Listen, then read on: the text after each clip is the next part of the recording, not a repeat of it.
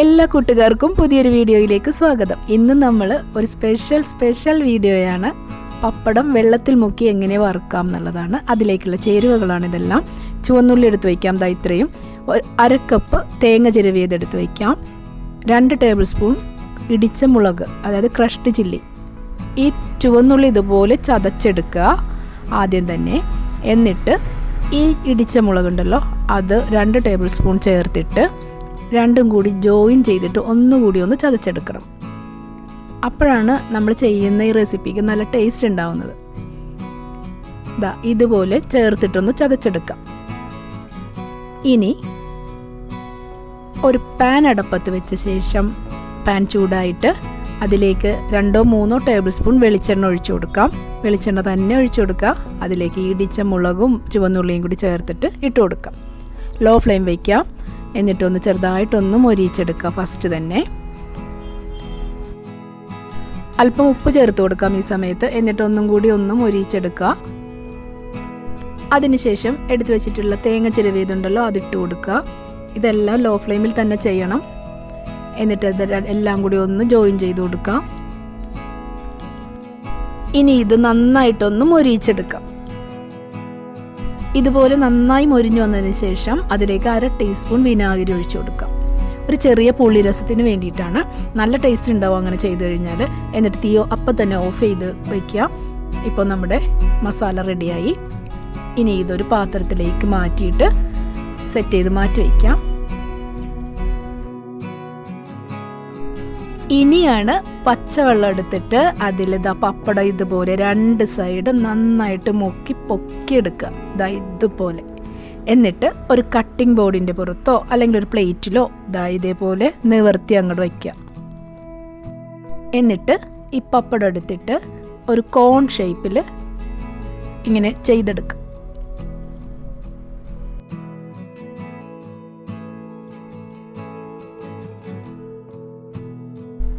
കണ്ടോ, ഇതേപോലെ ആക്കിയെടുക്കുക. എന്നിട്ട് കട്ടിംഗ് ബോർഡിലേക്ക് വയ്ക്കുക. അതിനുശേഷം ഈ ഭാഗമില്ലേ, ഇതിൻ്റെ അകത്ത് വശത്ത് ഗം തേക്കണം. ഗമ്മല്ല, മൈദ തേച്ച് കൊടുക്കുക. അപ്പം അതൊന്ന് ഒട്ടി ഇരിക്കാൻ വേണ്ടിയിട്ടാണ്. അപ്പം കുറച്ച് മൈദ കലക്കി വെച്ചിട്ട് ഈ അകവശം ഇതുപോലെ ഒന്ന് തേച്ച് കൊടുക്കുക.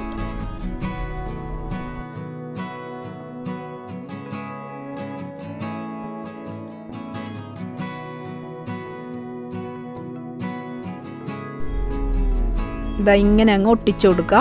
എന്നിട്ട് ഈ കോർണർ ഉണ്ടല്ലോ, നന്നായിട്ടൊന്ന് പ്രസ് ചെയ്ത് കൊടുക്കുക. പറ്റുമെങ്കിൽ കുറച്ച് മൈദ കൂടി ചേർത്തിട്ട് പ്രസ് ചെയ്യാം. ഇനി നമുക്ക് ഇതിലേക്ക് ഈ ഫില്ലിങ് വയ്ക്കാം. ഏകദേശം 1 ടീസ്പൂൺ മതിയാകും. ഒരുപാടൊന്നും നിറയ്ക്കരുത്. അത് കുറേശ്ശെയായിട്ട് ഇട്ട് കൊടുക്കുക കേട്ടോ.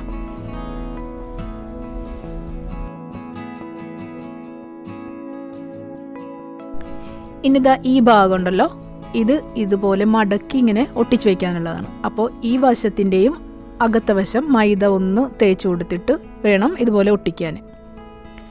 അപ്പോൾ ഈ ഭാഗത്ത് നമുക്ക് മൈദ തേച്ച് കൊടുക്കാം.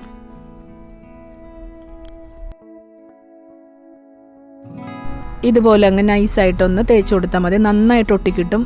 ഒന്നാമത്തെ പപ്പടമാണ്, നനഞ്ഞിട്ടുണ്ട്. പിന്നെ മൈദയും കൂടി ആവുമ്പോൾ ആ കോർണറിലും കുറച്ച് മൈദ ഒന്ന് ഇതുപോലെ ഒന്ന് ടച്ച് ചെയ്ത് കൊടുക്കുക.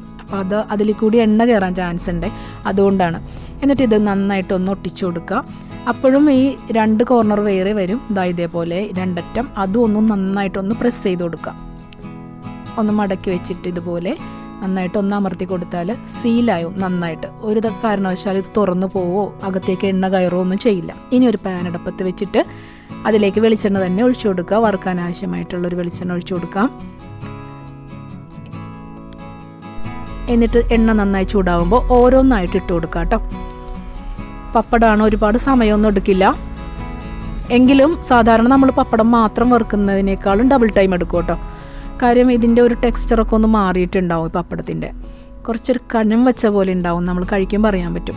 അപ്പോൾ ഇതുപോലെ മറിച്ചും തിരിച്ചും നന്നായിട്ടൊരു ഗോൾഡൻ ബ്രൗൺ ഇതുപോലെ ആവുന്നത് വരെ നന്നായിട്ട് മൊരിയിച്ചിട്ട് വറുത്ത് കോരി മാറ്റി വയ്ക്കാം.